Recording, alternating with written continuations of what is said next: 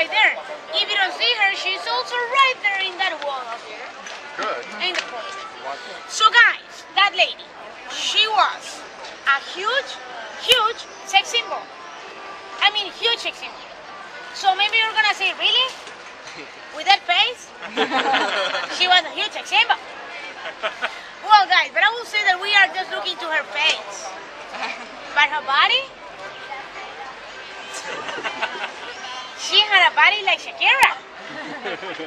So of course every guy was crazy about her. But also for other reasons. And it's because she was the queen of Spain and she was single. So of course every guy wanted to be with her because every guy wanted to be the king of Spain. Now the thing is, guys, that Isabel II started to be the queen of Spain by the age of 12 years old. So you can imagine that with the pass of the time, she developed a very strong character. So that's why she will say no to every single guy. All of them. But except one guy. One guy that she was deeply in love. And it was her cousin. Fernando was the first one. There were two Isabels, okay? The Isabel in the Golden Age that married with Fernando, that it was Isabel the Catholic. Now this is later, okay? So her cousin Jaime, okay? So she married her cousin. Now the thing is that in this special night, in this night that you're supposed to consummate your marriage, in this night that you're supposed to be with your husband for the very first time, and it is not that it's supposed to be magical and unforgettable to every single couple in the world, something really bad happened. Or well, let's say another way. Something really good didn't happen. So what do you think that didn't happen in this special night? That was a question.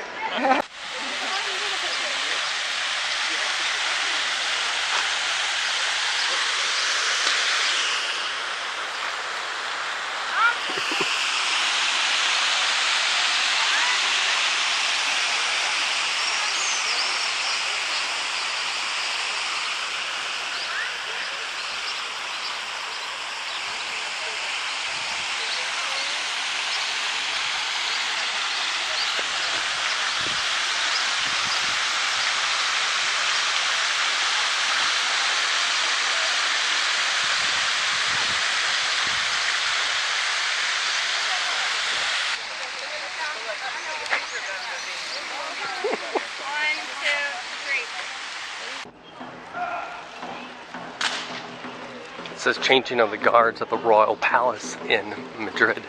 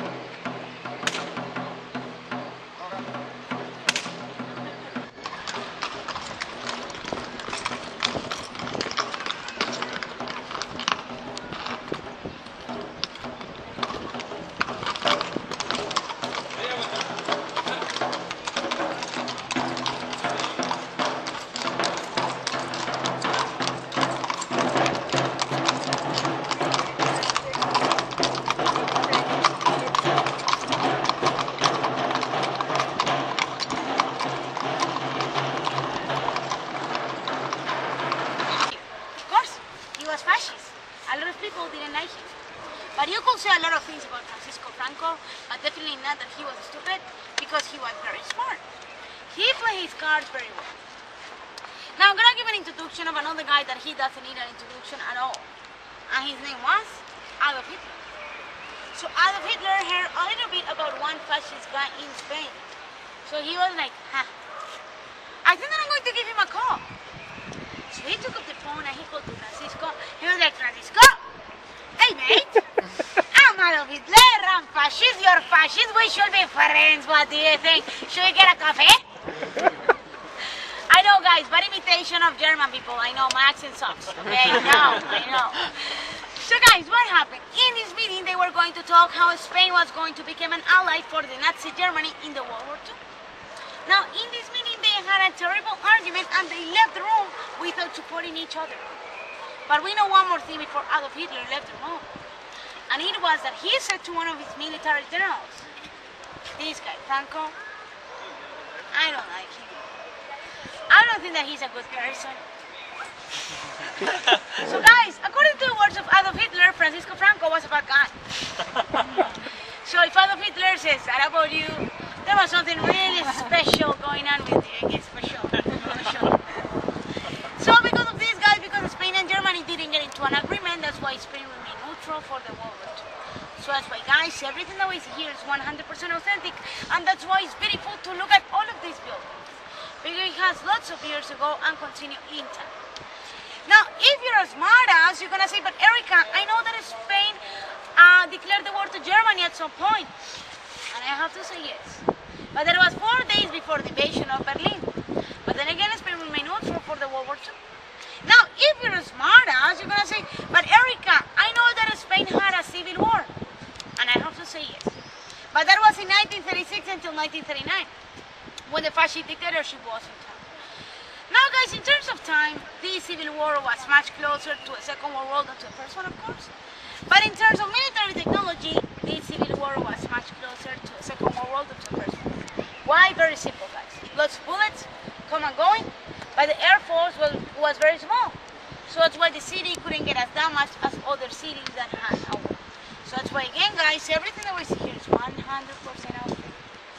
Now, if you want to see the scars of the Civil War, they are everywhere. For example, right here.